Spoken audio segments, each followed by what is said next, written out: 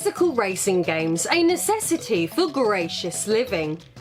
If you happened to be a gamer who owned a Nintendo 64 in the latter portion of the 90s, then you will likely remember the two fantastic kart races that the hardware would provide us with.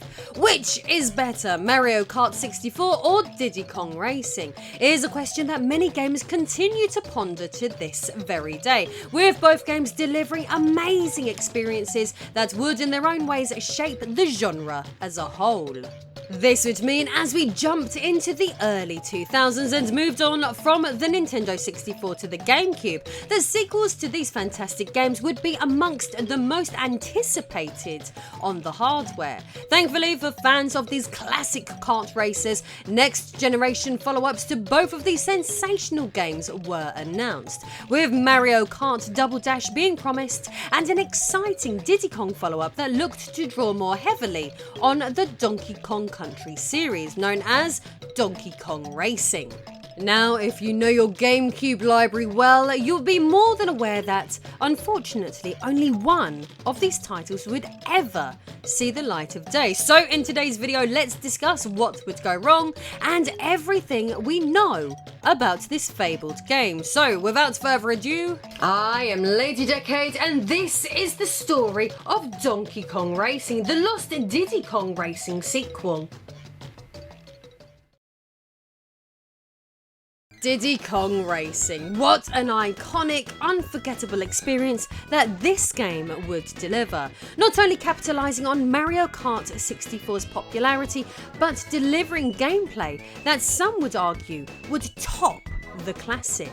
The game would build on the kart racing formula in several ways, including offering up a selection of different vehicles for various terrains and environments. No longer was this simple kart racing, but gamers could choose between car, hovercraft and even aeroplane-based courses. This was not the only significant variation in play, as the title even included a huge Mario 64-like hub world, where players could enter different racetracks, accept various challenges, and even race against huge bosses. It doesn't take much time playing to quickly realise that this game is a lot more than a simple Mario Kart clone, and offers up various collectibles to find and additional characters to unlock to increase this exploratory racing experience. Building on its legacy, this was also the video game to introduce both Banjo and Conker to the world, two characters who would star in legendary video games in their own right. The British company Rare were no doubt one of the best developers and publishers of games for the entire Nintendo 64 platform, with games like Diddy Kong Racing serving as shining examples of reasons why so many people point to them for providing the apex of Nintendo 64 entertainment. Honestly, Diddy Kong Racing, what an absolutely brilliant game. After the 1997 release of this game, many of us would begin to dream of what a Diddy Kong Racing 2 would potentially be like, and how the Rare team could potentially innovate in the world of racing games all over again. 4 years on from Diddy Kong Racing's release, we would finally begin to learn a little more about a potential sequel. The news would finally break of a follow-up at the E3 2001 press conferences, whereby a pre-rendered trailer would be shown displaying the next installment in the series. The trailer would play accompanied by a remix of the opening stage theme from the original Donkey Kong Country, with imagery being shown of a flock of ostriches resembling espresso from that very same game. With this flock running in terror, it soon transpires that they are running away from what seems to be a race taking place. The scene reveals Donkey Kong riding Rambi the Rhino, who is soon barged by another rhino, being ridden by Taj of Diddy Kong Racing fame. Taj was amazing. Honestly, who could forget this magic carpet riding, turban wearing elephant genie with the thickest Indian accent in the world, especially when he has epic meme worthy quotes like this. Hello friend, select your vehicle. Abracadabra, alakazoo. We need more Taj memes in this world. Taj was memorable, and like Banjo and Conker, in my opinion, was a big enough character that he could have easily starred in his own game. But the prospect of him becoming playable in Donkey Kong Racing was an awesome step up from his scene-stealing supporting role in Diddy Kong Racing.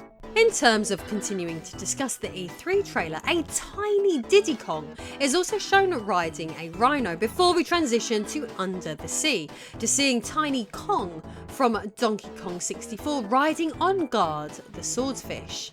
The game seemed like it would be marrying up a lot of what was established from different Kong games, and rolling it all together into one nice cohesive package. Characters can also be seen in the trailer riding Zinger the Wasp in a scene reminiscent of the Endor speeder bike chase from Return of the Jedi, and even Baby Kong of Donkey Kong Country 3 fame makes an appearance.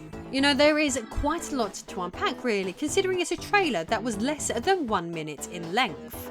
Obviously, all of this would massively hype gamers of the era up, with this cinematic sequence serving as an exciting concept, giving players a glimpse of what was to be coming next for Rare.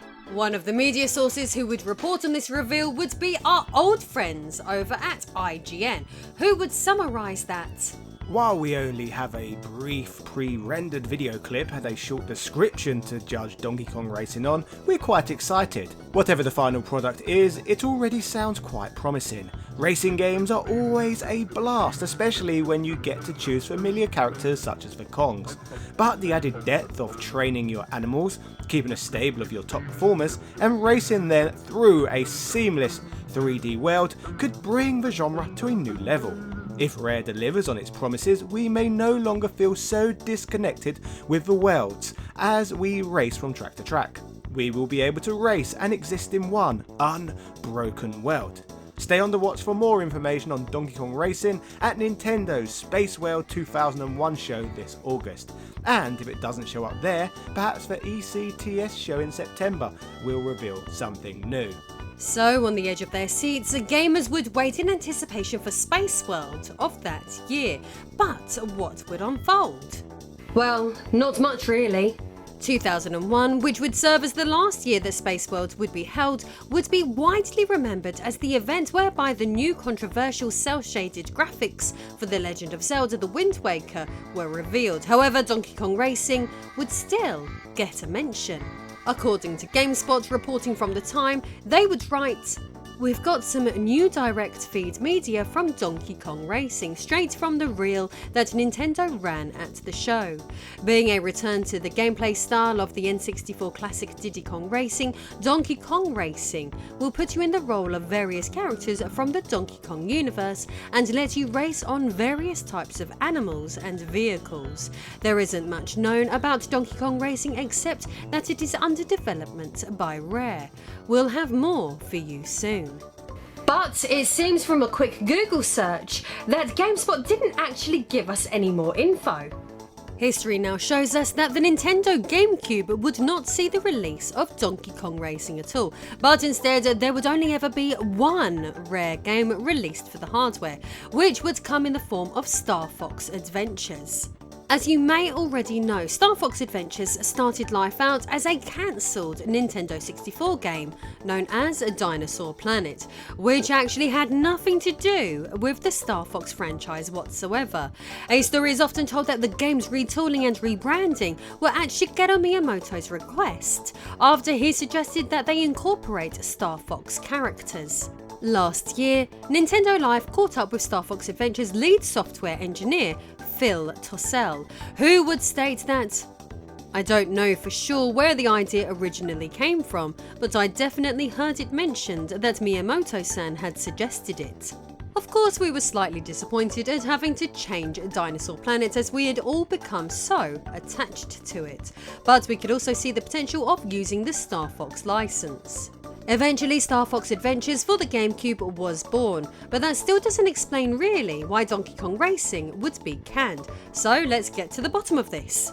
Work on these two games would coincide with Rare founders, the Stamper brothers, looking for a new buyer for their company, with them offering up the remaining 51% to Nintendo, with the big N turning down the opportunity to own the majority of the shares in the entity. In 2014, Lee Musgrave, a former animator and artist who worked at Rare, would not only outline for us in a Nintendo Life interview what would happen next, but would also give us more juicy info on Donkey Kong Racing's demise. As we now famously know, Rare would be acquired by Microsoft as part of their entry into the home console market. It was a sweet spot of Microsoft having this new black box, a huge controller, lots of shooter games, and more money than everyone else. This huge game for Microsoft would come at Nintendo's loss, ending one of the greatest video game publisher runs for Nintendo's hardware history.